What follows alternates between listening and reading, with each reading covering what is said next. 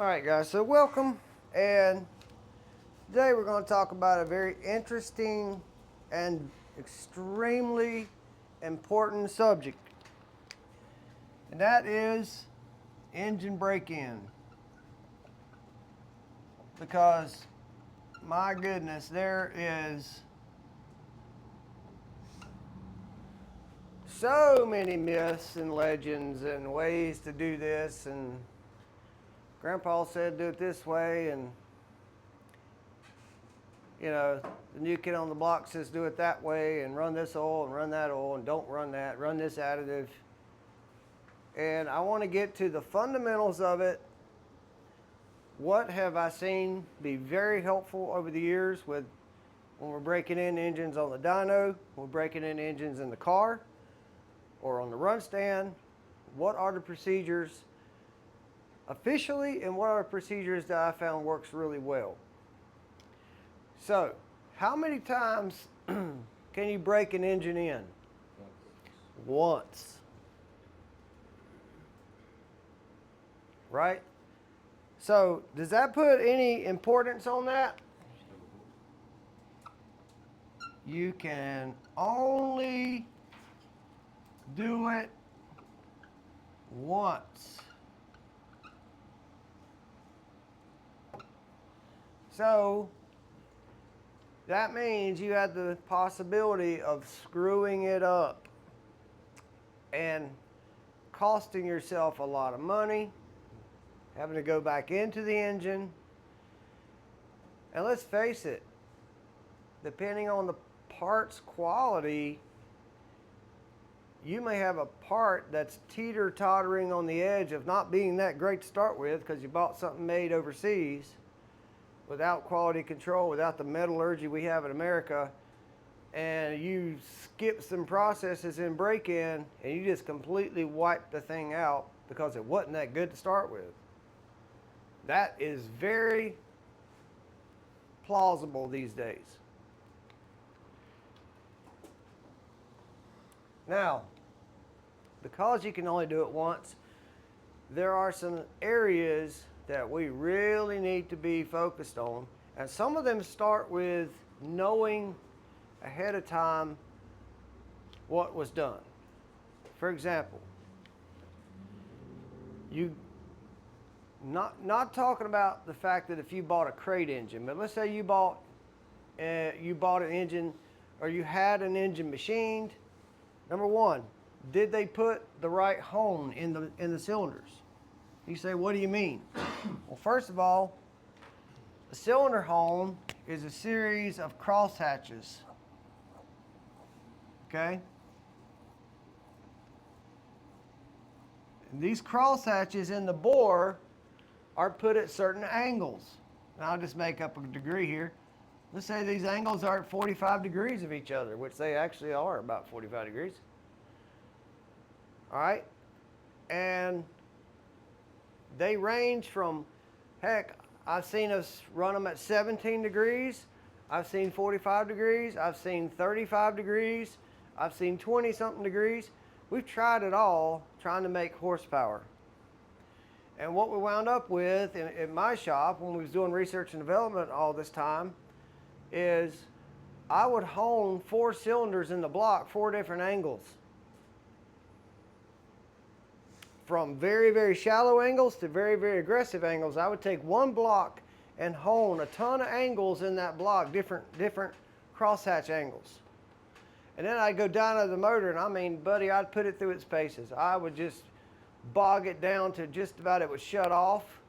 This is a 8500, well, this engine's turned 8800 RPMs, 8900 qualifying.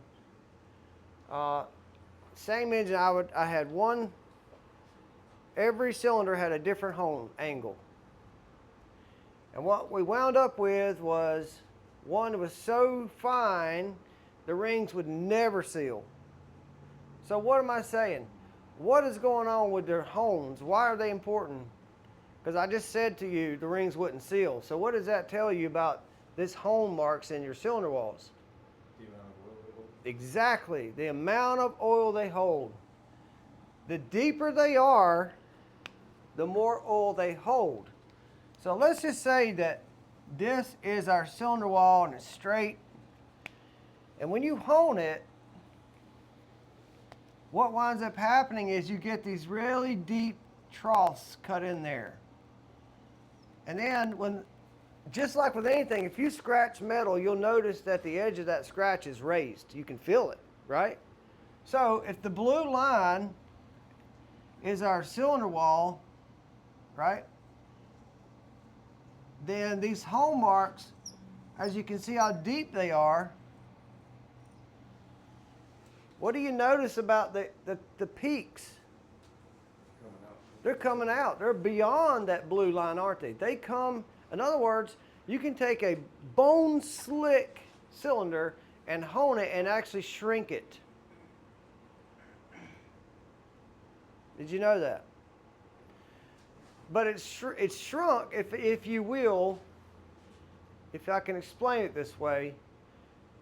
I ain't talking about sit there and honing and honing and honing, but I can take a rough stone, I can take a hole that's exactly 4 inches and put a very rough stone in it, hit it maybe 3 times, and it'll read 3.999. Now, how's that possible? Because my gauge, my tool, is not sitting on the cylinder wall, it's sitting on the peaks of the home marks. Okay, so if I shrunk it 1/1000th by hitting it 2 or 3 times with a very rough stone, those peaks, what do you think is going to happen if we run the rings through there?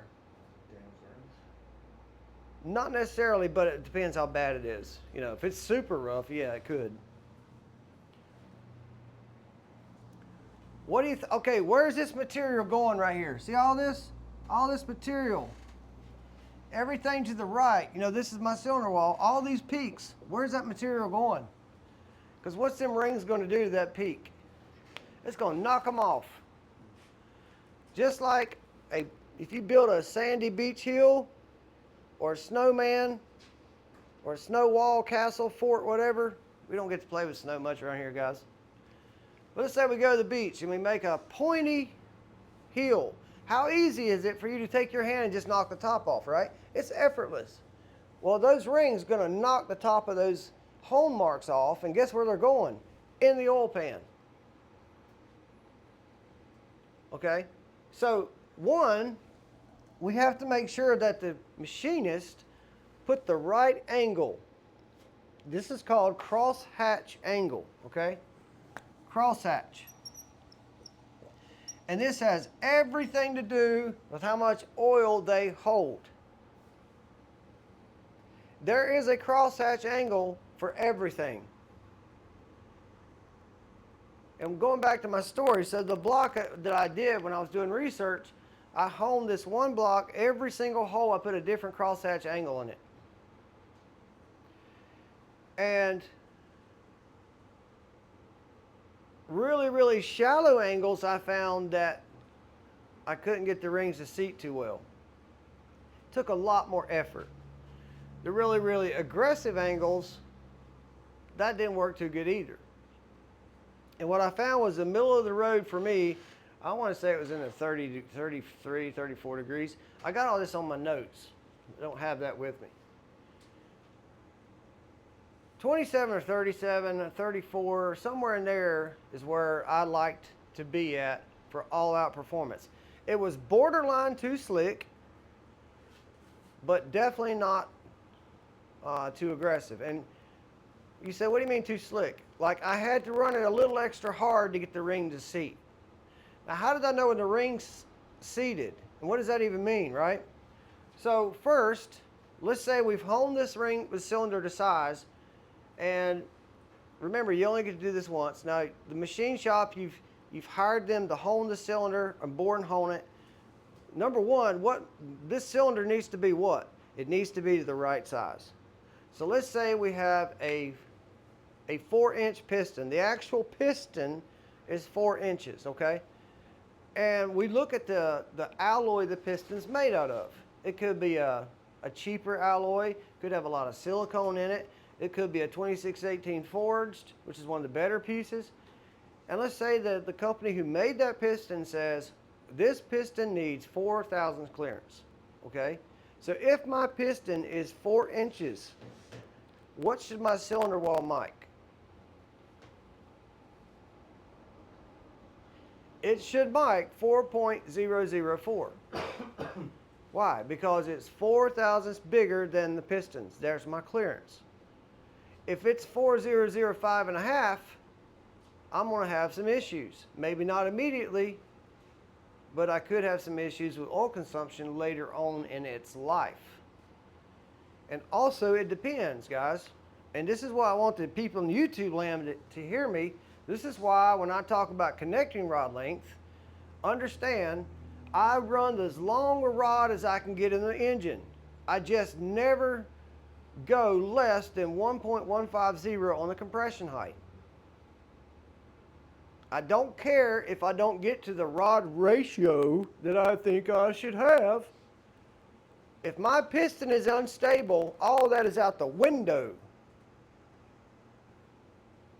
You understand? What if that piston's rocking? She's going to be a knocking. I used to drive an '83 van, and everybody called it the Passion Wagon. I don't know why. I didn't have passion in it, but they called it the Passion Wagon. And one of my buddies in high school said, "Hey, it's Salter. If the vans are rocking, don't come a knocking." You Gen Zers probably don't know what I'm talking about. All right, anyways, yeah, if we get too much slop in that piston, that engine's going to be knocking, and then when it's knocking, it's under so much load it will bust eventually. You'll crack the piston, crack the cylinder wall, throw a rod through the side. Anyway, all your hard-earned work and money is gone because the oversize, the clearance is so wrong.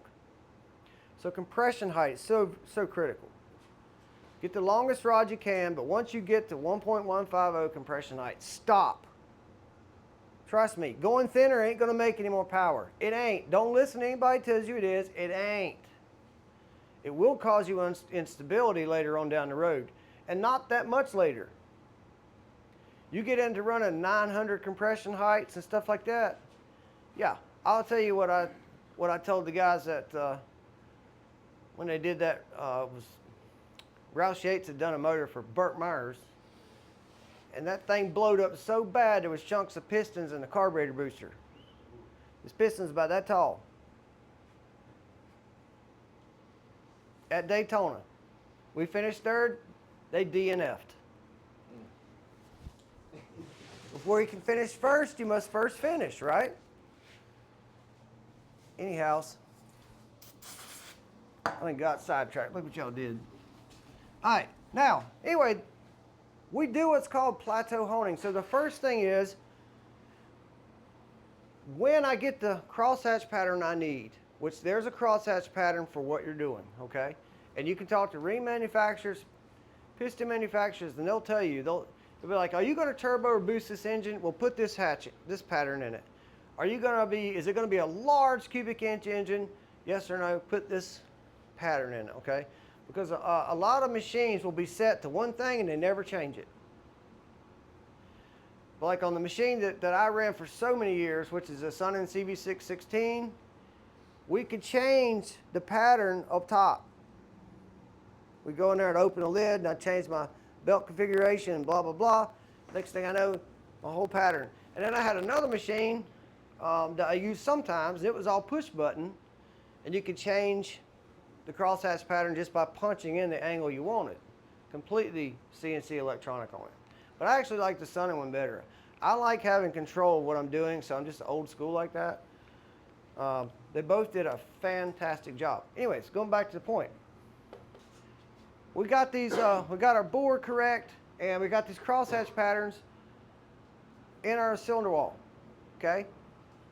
That tip's coming off either by you running a piston across it or finishing the job. Now, what's finishing the job mean? How many people know what a plateau is? And I forgot how to spell plateau. Dang, is it E-U? I can't remember. Sorry guys. Plateau. It basically means this, right? Instead of being a point, that's a plateau. And what I would do is take a carbide brush, once I got the crosshatch pattern and the size, all right, I would take a carbide brush, and ain't nothing brush about it. It's hard as concrete, it's made out of carbide, it's brushes, it's impregnated, and I'd hit it 5 times. Zoom, zoom, zoom, zoom, zoom, zoom. 5 strokes, that's it. And now all of a sudden, these peaks are done. They're flat as a pancake. Now guess what my cylinder wall did? It actually closed up about 2 to 3 tenths. Because the edges are now knocked over, and now the tool cannot get into the valleys of the crosshatch. So now it checks smaller again. Isn't that cool? Yes, it is. Anyways, so that metal's going somewhere and going in your oil pan, so we got to have the right procedure. Number 1, on the honing. Number 2, on how we install our piston rings and the oil we use. Okay, so that's one area. We got to make sure the cylinder hone was correct to start with. But again, going back to talking about break-in. All right, slide on down there. Keep going, stop. All right, so the ideal ring seal starts with proper cylinder honing. And let's see.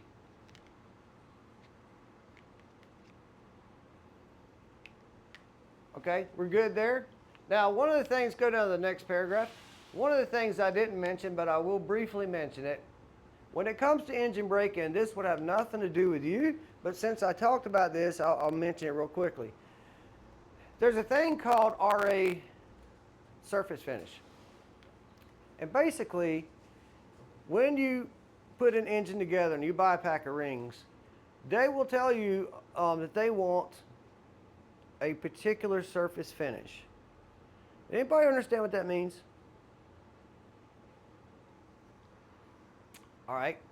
How about, how do you think it would look if I told you to, Frank, I want you to go out there and sand the hood of that car with 80 grit paper, now I want you to paint it. And then, Chris, I want you to go out there, sand the trunk of the car with 1500 grit paper, now I want you to paint it. Which ones do you think would look better? Yeah, 1500 grit, right? What am I going to see after he paints the hood with 80 grit paper? What am I going to see with that? I'm going to see some deep scratches, ain't it? It's going to look horrible. Well, guess what? That is surface finish. Now, why does that matter in machining? Because your gasket directly contacts that surface. All right? So there needs to be a certain surface finish for piston rings to ride on, to seal against. And then there needs to be a surface finish particular for gaskets to seal. Did you know that if 2 pieces of metal are perfectly flat, there will never need to be a gasket between the 2? 2 pieces of metal that are machined perfectly flat will seal and stick to each other without a gasket. And I did this when I was a tool and die maker. We would grind 2 pieces of steel and make sure they were clean and rub them together, and you could fling it and they would not separate. Why? Because they were so flat that air could not get between them. And the same thing goes for your gaskets and your heads and blocks and all that, with them being so flat that liquid cannot possibly separate the 2. But we know that's not a possibility, is it? Because an engine does what? It moves. And with temperature, an engine will grow, expand and contract, expand and contract. So you have to have a gasket with an engine. But for that gasket to seal correctly, the surface finish of that block needs to be a certain way. And basically nowadays, okay, nowadays we try to run the surface finish of the deck and all these, the cylinder heads, we try to run them slick as glass. Slick as glass. Back in the older days, not too far ago, you could rough cut a block and it wouldn't be all that slick, but that gasket we used would not leak at all. Because it was a material type of Hylamar based or something like that, where it wasn't stainless steel.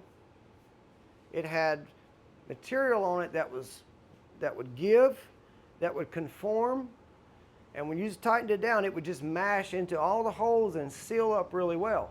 The problem with those gaskets are, number one, they're subject to corrosion and electrolysis because they're not stainless.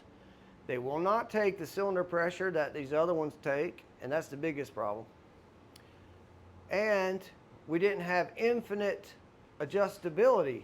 So like what I mean is, whatever Felpro sold or whoever, Napa, whoever's gasket we used, whatever it came in the box is the gasket thickness I had to deal with. So what if I needed a gasket that was 30,000 stick, but theirs was 51? Well, now my compression's way down because I can't get the gasket I need. But see, nowadays I can custom order gaskets of any thickness right down to 5 thousandths, all the way up to 150, 200 thousandths if I want to. I have infinite adjustability with my gasket thickness, whereas in the past I did not. But those gaskets are stainless, and the surface finish needs to be right on point, slick and flat. So that's another thing, as you're putting an engine together, you want to make sure this is correct. All right, slide down. All right, so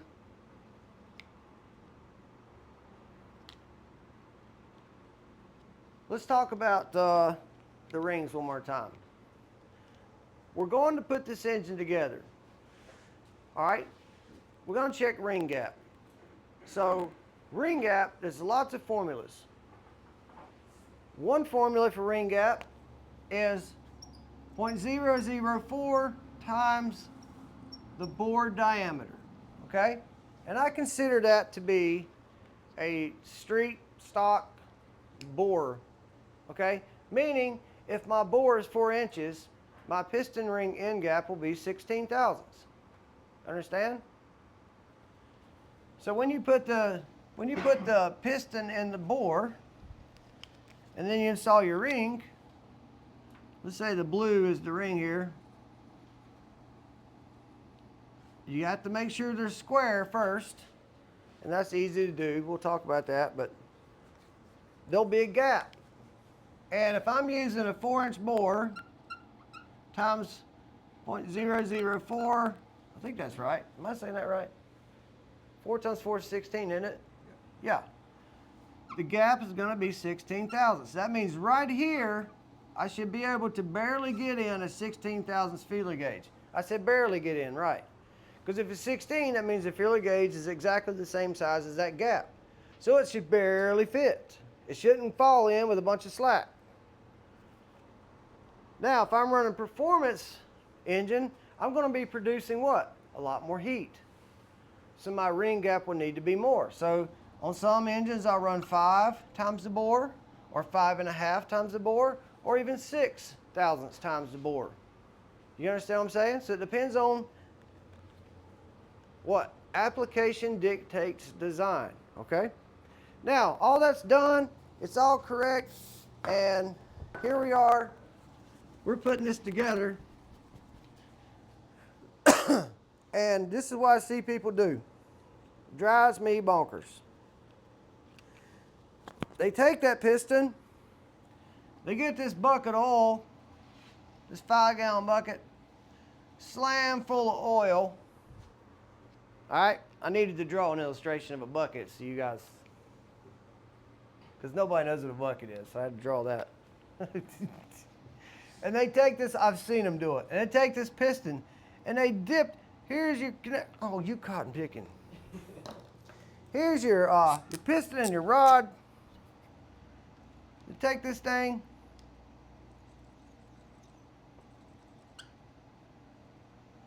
and they dip it right in this bucket.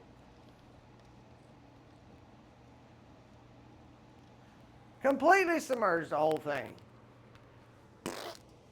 Pull it out, stick it in the block, and it's all over the place. You hope to God they painted this block before they done this, because the paint ain't never going to stick again if they don't, because there's oil everywhere. And they stick this piston in the hole, and they put it together, and yes, it's oiled up, that's for sure. They do all of them that way. What have they just done? Will it work? Yeah, it works. Why am I saying not to do that? What are piston rings designed to do? Can I get a witness? Tyler, what? They're designed to keep the oil out of my combustion chamber. So why did I just pack all this oil between my rings and the ring lands on the first two grooves? Because the third groove, oil groove, it's going to have oil in that. But the compression and second ring will not have and should not have oil behind them. And I just put a ton of oil behind them. And I'm probably going to use this really good, expensive break-in oil so that it ain't going to burn out like the old stuff. It's going to sit there and cook like molasses and turn into tar. You see what I just did? I just screwed up. And how many times can you break an engine in? Once. One of the best piston companies in the world, JE, will tell you, do not do that. What holds a piston to a rod? The wrist pin, right?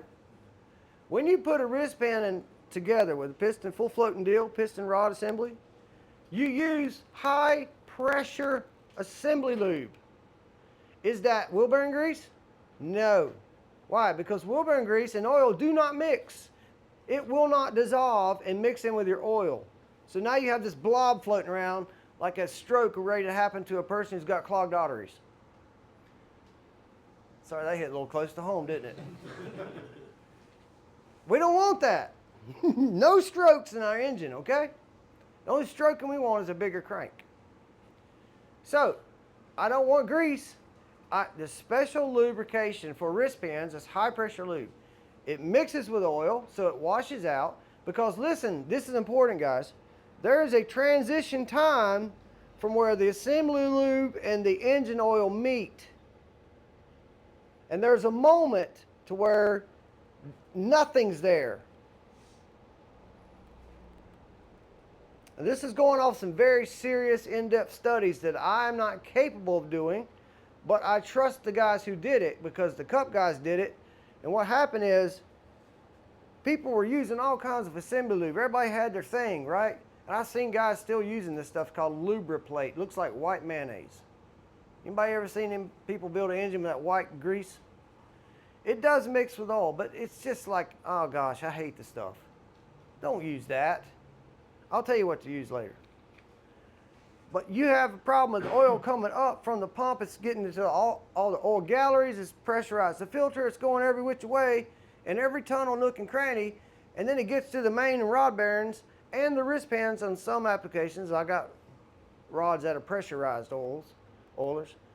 But even if it's splashed up there, there's a time to where that part has to say, okay, assembly lube, you're done your job. Get out of my way because the oil's here. And there's going to be a time where that oil has to move that assembly lube off the component. And if that assembly lube don't want to move, you're stuck with a barrier, the greasy barrier of the assembly lube blocking the oil flow to your part. You understand? So if the oil can make the assembly lube dissolve, that's good stuff because I can get the oil there immediately without losing lubrication.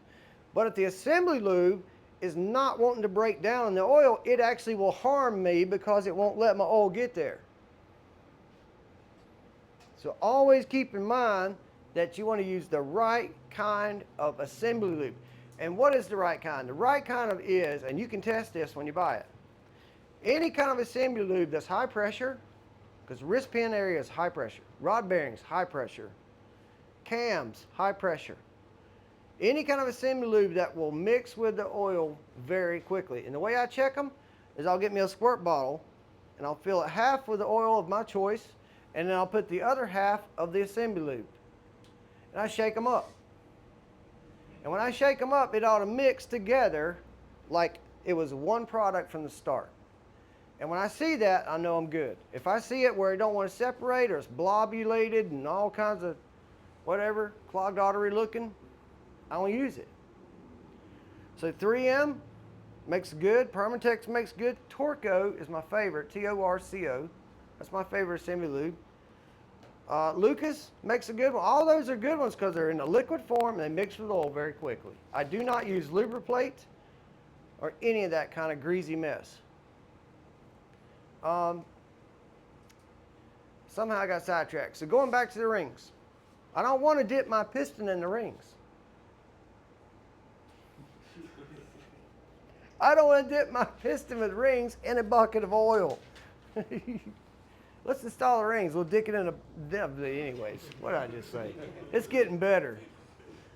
So, why? Because I don't want oil in my top two rings. I don't want the oil behind them where it can cook and cause the ring to stick, okay? So what I do, and what JE will tell you the same, and the cool thing about this is, I learned this trick from an old engine builder who was in cup stuff. He was old to me, but he wasn't old. He was probably 55 at the time. Oh, geez, I'm about 55. He said, hey, Salter, don't put oil on that thing. We're going to do it this way. And he wanted me to lubricate the cylinder walls back then with WD-40. And JE Pistons will tell you, run the cylinder walls down, rub them down with Marvel Mystery Oil or very light coat of engine oil on the cylinder wall. Just a light grade machining oil just to prevent any kind of friction burn or any kind of glazing. That is not the same as dipping that piston with the rings in a bucket of oil, is it? No. So I've been doing it that way now for more than 30 years because I was taught that when I was 14. And I've never had a failure. In fact, my rings usually are seated within 3 dyno pulls. And I've seen other people's, and I've had other jobs where maybe I didn't do it exactly right, and it took more than that. More times of pulling on it. How do I know when it's seated? I was going to tell you that earlier and I forgot. The exhaust ports. The exhaust port is the #1 identifier that my rings are seated. How is that? Because when my rings are seated, that exhaust port will be dry. When those rings are not seated, it will be wet. And I ain't talking about wet like a pond. It will feel literally wet, damp looking coloration in the exhaust port when your rings are not fully seated. And you'll see that tomorrow because we're not going to get them fully seated on the run stand. You have to put the engine under a load to do that. So, we must, from the start, make sure this thing's honed right, make sure it's the right size. And then, we're talking about the rings installed correctly with the right gap. All right, this is all on the builder now. All right. What's another? We talked about the lube being important. I will mix my assembly lube and oil, my choice, my favorite oil. I'll mix them together 50-50, and I lube everything internally with that. It stays on there a little longer, although I will tell you, I don't start an engine without priming it. We're going to go over that too. And if you're going to prime it, you don't have to put any assembly lube on. You can literally put the thing together with just engine oil because you're going to prime it. And that's what's going to be there from the start, which might be the best, very best practice, to be honest. The one thing I would put high pressure lube on is the wrist pins. That I would always do, and the camshaft. But other than that, you could put just regular oil, and as long as you prime it, you're good. The only thing assembly lube does for you is provide you extra moments of time so that you'll have lubrication protection before the oil gets there in case the oil takes a minute to get there. But if you always prime your oil system like I always do, you could just use regular engine oil. You understand what I mean by that? Okay. Now, going to the camshafts. We have camshafts that are roller, we have flat tappet, we have rocker arms. Now all this stuff has got to be oiled up. You can pass these around. You got rockers that have little needle bearings in here and on the tip. Roller wheels. Some of them have bushings, some of them have needle bearings. Look on the side, you'll see the oil holes. You wouldn't want to start that dry. Lifters, right? High pressure lube on the bottom of these for sure. All this stuff needs oil when it starts. And y'all look at these when I pass them around. I want you to look them over real well and find all the oil holes. Make sure everybody looks at everything, okay? So these are places for high pressure lube or at least pre-oiling. Now, on the lifters and rocker arms, and let me tell you something, hear me well, if it's got a timing chain, that timing chain needs to go in that bucket of oil at least an hour. Do not put a timing chain on dry, or do not put the timing chain on and just shoot some oil on it. You need to take that chain and put it in a bucket of oil for at least an hour. Trust me, you will add years to that thing. People are knocking years off a timing chain's life by putting them on dry. All right? So now you've done all this, you've high pressure degreased it, you've got the right lubes, you've done all this stuff. Now, we're ready to start this engine. Okay, we're ready to start this engine. What's the first thing? You ready to start the engine? What's the first thing? And keep in mind, the engine, you know all about the assembly of the engine, whether you built it or not, but you know all about it. You know the machine works right. You know it's put together right. The engine comes to you, and it does not have no exhaust on it, no carburetor on it, no distributor in it or ignition system at all. It's just an engine block, and there's all the rest of it sitting on the floor, and you got to break this engine in correctly. What's the first thing? I'll tell you what.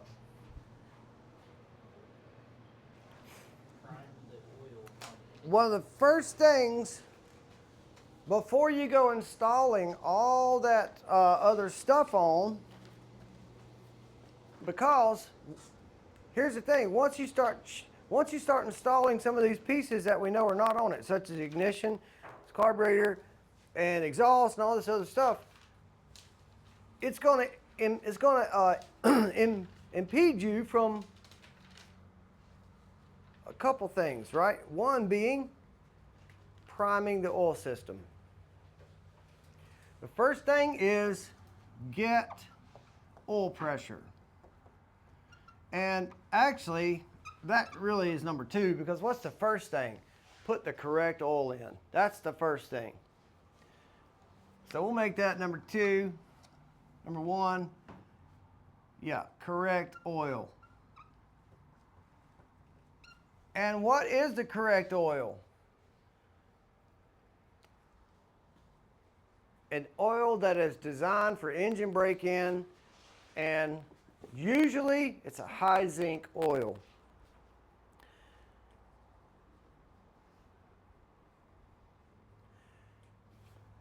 On break-ins, right? On break-ins,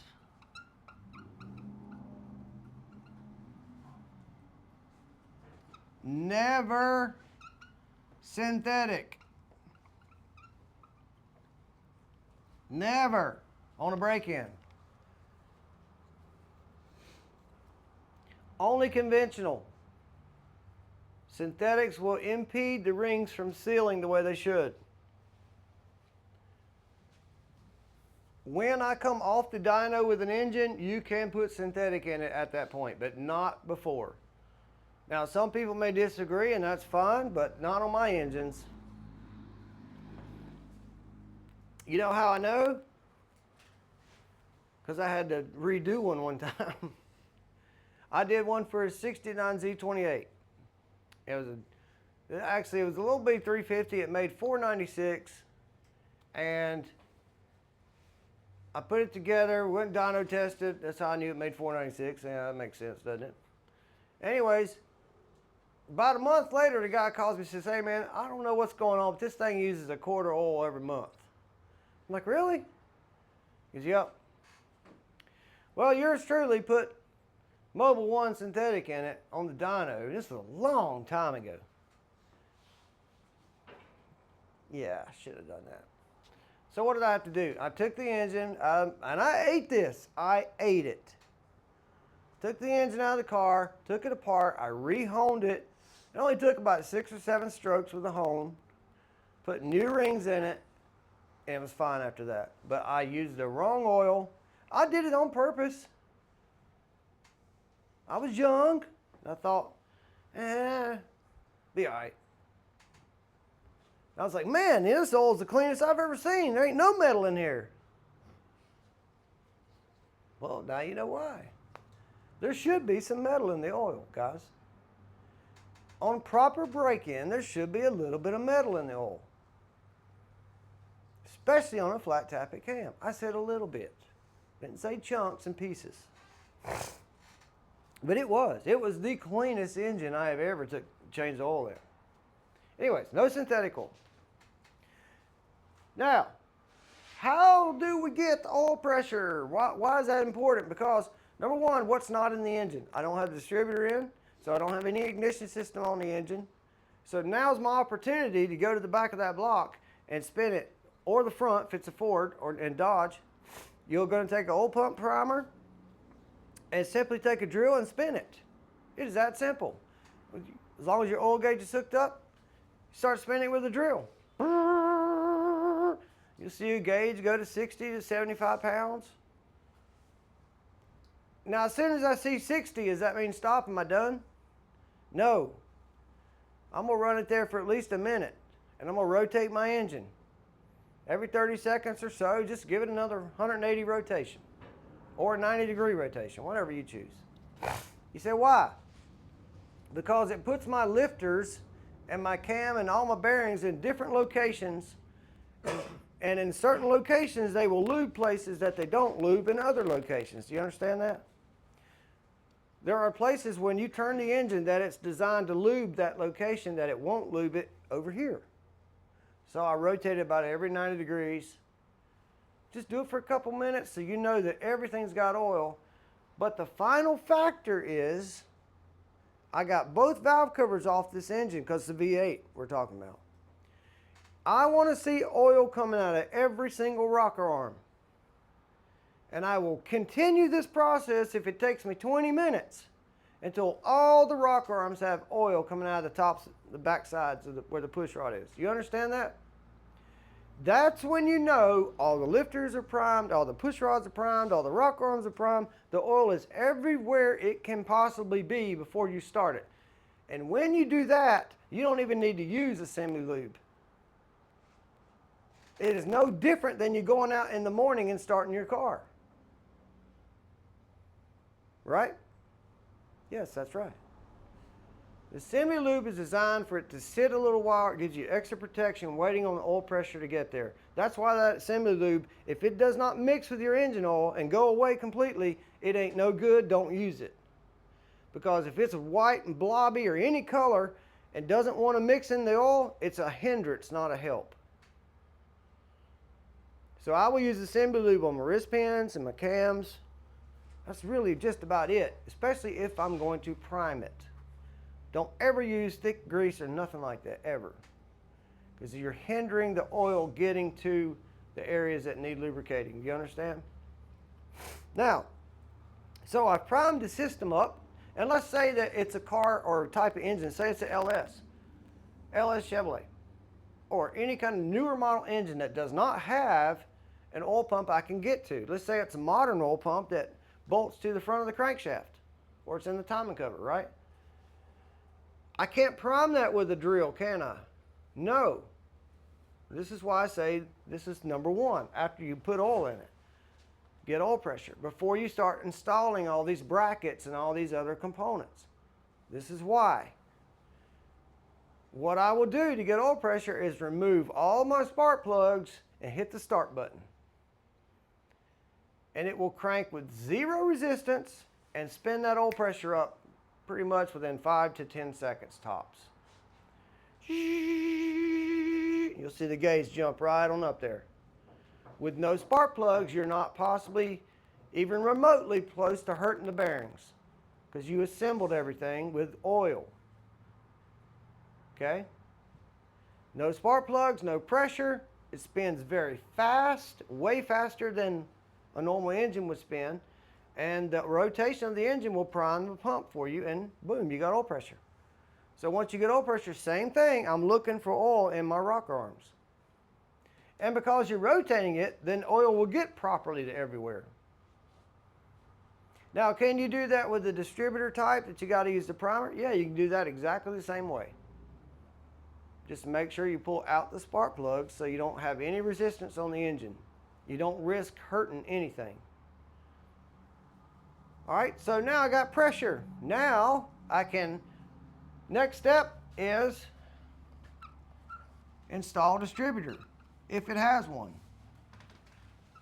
And I've got my valve covers off, don't I? So I'm going to look at the side of the engine where number 1 cylinder is. On a Chevy, it's passenger side or driver side front. On a Ford, it's the passenger side front. On a Dodge, it's wherever. I can't remember all these things. But I look and I find where number 1 cylinder is. And then I'm going to time the ignition. And how am I going to do that? And you're going to do all this directly.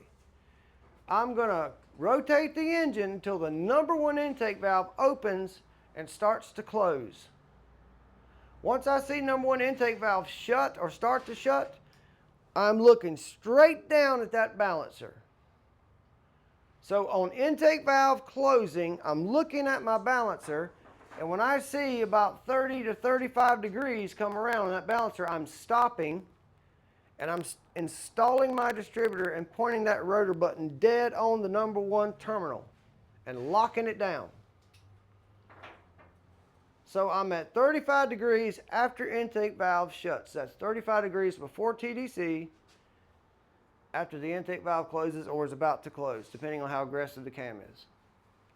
You say, why that? I'm going to explain. Why not go to 0 or 10? I'm going to explain. We've installed the distributor, just as I've stated. We've put our exhaust on and our carburetors on. We've checked for leaks, fuel injections hooked up, whatever. Check for all that. But we've got, this time, we've got a flat tappet camshaft involved.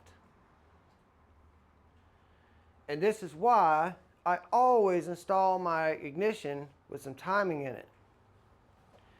Every time I start that engine up and it wants to not idle and cut off because I got this ain't hooked up right or that ain't hooked up right or nothing's set right. It's a brand new engine, isn't it? So nothing's seen anything before. Remember, this is a brand new engine break-in. I need that engine to stay running without turning off for at least 20 minutes. If I interrupt that cycle, I stand a chance of wiping out a cam lube and lifter. It is so important on a flat tappet cam that we do not interrupt the process. So once I start that engine up and it got load on it and everything, I don't interrupt it. Therefore, if I can get my timing set at 30 to 35 degrees, you know, it don't have to be exact because we're going to set it with a light. There's highly likely it's not going to cut off. And if I do the method I'm telling you of intake valve shutting, harmonic balancers rolling around, I stop it when it's like 35 degrees before TDC. If I do that method, it will be in the right firing order, in the right time, and it will not backfire like all these TV shows. It'll crank up like it's been ready to run for years. And when it starts, it's easy. All I'll have to do is barely move that distributor to get it perfectly in time. I'm in no danger of hurting it at that time. You know, if I was at 70 or 80 degrees before TDC, which I've seen people do, you can detonate the thing to death and break stuff. But at 35 degrees, heck no. People don't realize that stock HEI distributors would go to 60 degrees advance in their daily drivers. You don't want that. 38 degrees and tops for like a 350 or something. 40 degrees tops, whatever. Anyways, 35 degrees, it's going to start and run. Boom, engine fires up. Super easy for me to do one hand on the throttle, checking it with my light, make a little adjustment.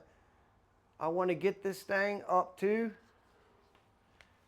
1,500 to 2,000 RPMs, but mostly 2,000 RPMs for a minimum of 20 minutes.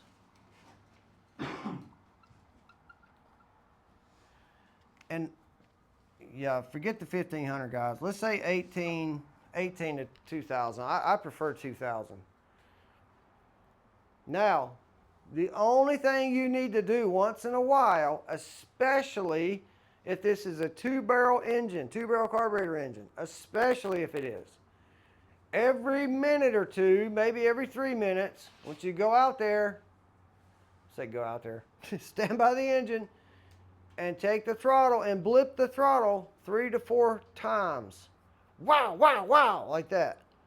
Why? Because when it is a 2-barrel engine, they tend to get very hot on the valve train. The valves get much hotter with a 2-barrel than they do with a 4-barrel. And by goosing it, what am I doing with the fuel squirters? I'm dumping fuel down the intake and it will cool those valves down. Now, I know that all this information and knowledge I'm talking about is coming from racing, but I don't care. I still apply it to stock engines. So if it is an engine with a 2-barrel, every 3 minutes or so, I'll goose it like this to get that fuel squirt down the intake to cool the valves down. That's all you got to do. Keep it at 2,000 RPMs for at least 20 minutes. What happens after 20 minutes? Engine shutdown, boom. Bring the idle down to wherever it needs to be, cut the thing off. Now, next step, that was number 5, this is number 6. Drain oil and obviously R&R filter, right? Remove and replace filter. When you drain this oil out, we're going to have a drain pan, obviously, that's plenty big enough. What does that drain pan need to be before we dump this out? That drain pan should be absolutely spotless. If it's old, dirty, filthy, that you've had it around the shop for 50 years, I don't care. Run it through your mom's dishwasher if you have to, but clean it. Why? Because that is the very thing that's going to catch anything that comes out of that engine, and you want to know what's coming out of that engine. You don't want to know what has been in the oil pan for the last 30 years. You want to know what's coming out of that engine you're working on. So make sure it's clean, spotless enough to eat out of, because you're going to check this oil out. You should see, especially if it's flat tappet, you should see clean oil, first of all, not black. But you should see some little swirl marks in it. Very fine, not able to feel them, not able to feel nothing, but just a little metallic swirl. What is that from? That's from the rings knocking off any peaks in the cylinder walls. That's from the cam and lifter break-in. That's from the push rods breaking into the lifter. The top of the push rod seating into the lifter, to the cup in the rocker arm. That's from cam bearings, rod bearings, main bearings, timing chain, the gear. Oil pump internals, that's from every piece of metal rubbing together for the very first time, clearancing itself. Now that's a term that I don't like to use, because nothing I build clearances itself, you understand? If it's not done correctly, it's not done correctly, no excuse. But the fact of the matter is, when things rotate inside themselves or ride on another metal piece inside themselves, they do technically rub and clearance themselves, even if there's no measurable removal of metal. Just simply riding on the surface, it's going to do something. And the very first time it ever does it, you're going to see, or you should see, a little bit of swirl color. That's all it is color. It's not even lookable, feelable, touchable. It's just coloration that just, like, yeah, something in there, but I can't feel it, see it, and that's all it should be. And then the very next oil change should be nothing. That is a properly broke-in engine. Now, when I drain the oil, right, I'll let it cool down, pretty good amount. Put the fresh oil back in it. And you can go and check the lifted valve with the indicator and make sure, because you can check this prior to starting it, you can see how far down that rocker arm is pushing on the valve. Then after all your break-in procedures, you've changed oil in it, go back to the same ones and check your lifted valve again. if your lifted valve is still 550 like it was to start with, guess what? You've done a fantastic job. But if you started with 550 lifted valve and now you're at 480, you got problems. Major problems.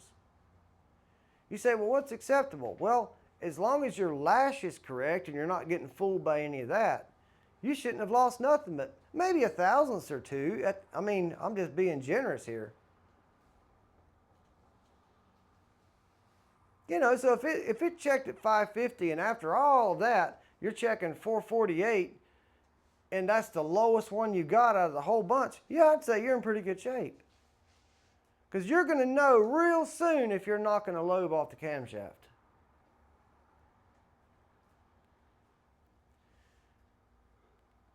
Simple things, but they're not negotiable. Do you understand? If I tell you, I'm going to hire you for this job, and you need to be at my house at exactly 4:30 this afternoon. I said, it's not negotiable. And you show up at 4:32,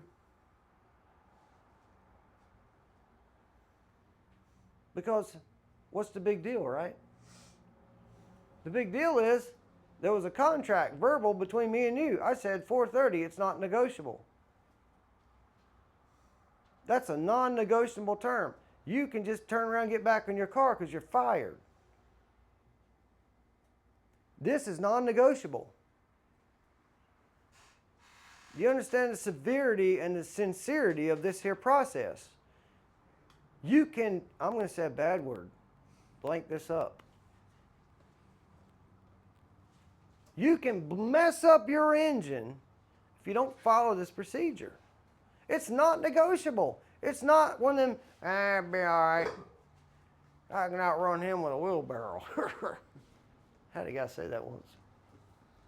Said he didn't need a good engine. He could outrun people with a wheelbarrow. Junior Miller. And he could probably. He was good. Not negotiable. Don't screw this up. You break in engines once. Now, when I'm on the dyno, we do this exact process. I change the oil. The very next procedure is valve lash checking. Why? Because that is the #1 indicator of any problems I may have arising. Do I have a valve that's pulling up in the head? Do I have a lock that's sinking too far in the retainer, about to let go? Do I have a broke spring? Is my lash all out of whack? And if so, why? Am I getting oil to every rocker arm? You understand? When you pull the valve covers on an engine, guys, that is much more information for you than just, oh, my lash is good or not. A person who really, you know, there's things being said on YouTube by some YouTubers that just kill me, okay? If you're ever going to do a scientific evaluation, first of all, some of them guys need to learn how to do scientific evaluations. You cannot make a scientific comparison when you're using multiple pieces. You are now, do not have what's called a sterile environment. You do not have control. If I want to check something, say it's a cylinder head, I've got to use the same head, the same port to check a valve angle. Why? Because if I go to a different head, that port is not the same as that one. And if it's 5 CFM off or moved metal here, it completely nullifies the whole test.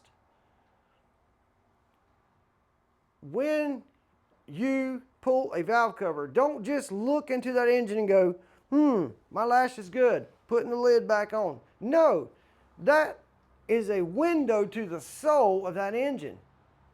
The valve cover removal is like removing the window to the soul. You can see everything from that. Look, lift the valve cover off. What do you see in the head? You see nooks and crannies and puddles. What do you think is going to catch in those puddles? Metal. Or pieces. Or chunks. You can look down through the pushrod slots and see in the lifter valley, and there's little storage crevices in there between the lifters that have puddles of Oil. What do you think will get in there? Metal.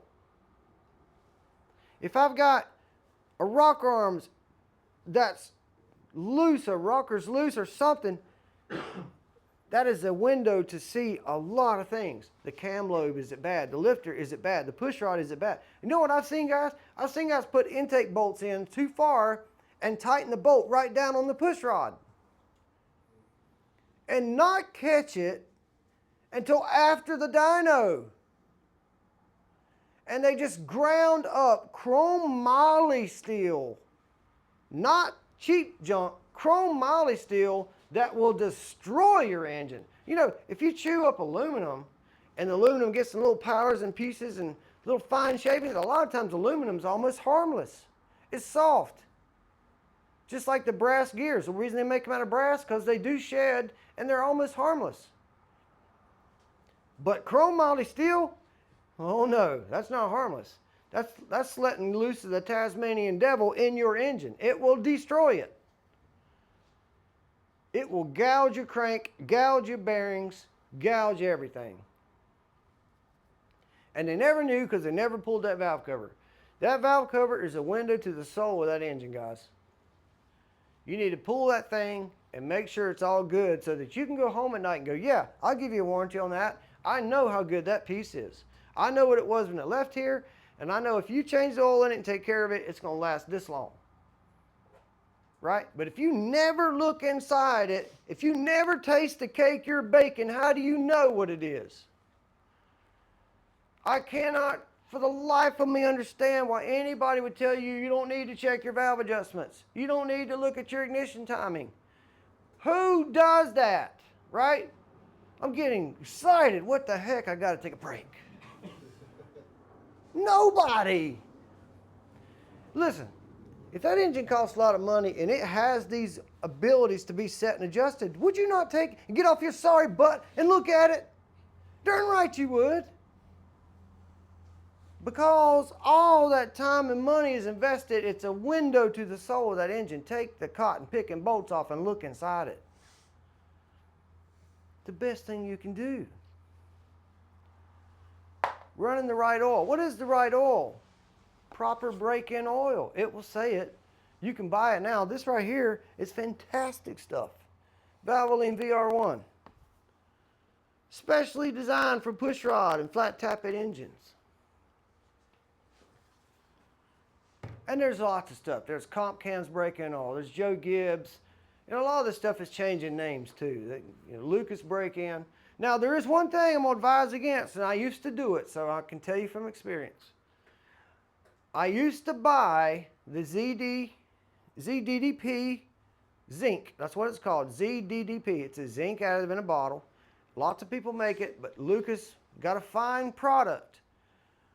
But I learned through hard knocks, and after I learned this, I saw my motor oil geek guy, Lake Speed Jr., come out and say, you know, you shouldn't do that, Salter. I said, man, I already found that out. Thank you very much, Lake. You can add that additive to an oil, but guess what? It don't mix.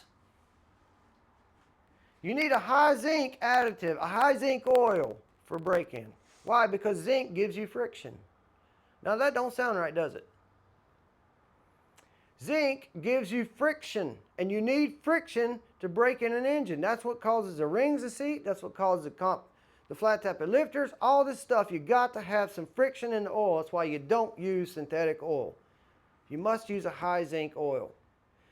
And the EPA says zinc is a pollution. We don't want zinc. Well, you know, whatever they say. But zinc is good stuff for your engine. But you can buy oils now, don't come with zinc in it. That's why you have to add it. Now this is a racing oil, and it does have zinc because it's okay for racing oils. But for street oils, especially synthetics, they don't have so much zinc anymore. So they start selling zinc additive, and guess what I found out? It's not the same. I started having some cam issues and some scuffing. Let me call it that. The lobes of the cam was scuffing when I was taking zinc and adding it to another oil. It did not work the same.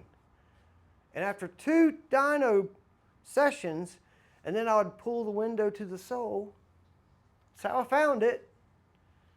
I saw scuffing on my cam lubes, and I knew what it was from. Went back to the good old high dollar oil with zinc already in it, and never have any more troubles. Okay? Buy a break-in oil. Don't buy a cheap oil and add zinc. It's not the same. They do not mix. If you don't believe me, Lake Speed, the Oil Geek, it's got phenomenal shows on it. Okay, phenomenal shows on about that very subject. I found it out years ago, but then I saw his programs like last year. I was like, man, I wish I'd have learned that. Because I had to buy new cams and redo the thing, man. Sucks. Any questions? Anybody call the cops on me just now? Maniac! Wow, what's going on? He's talking about oil. Come get us. He's crazy. The window or something. All right, guys, take a break.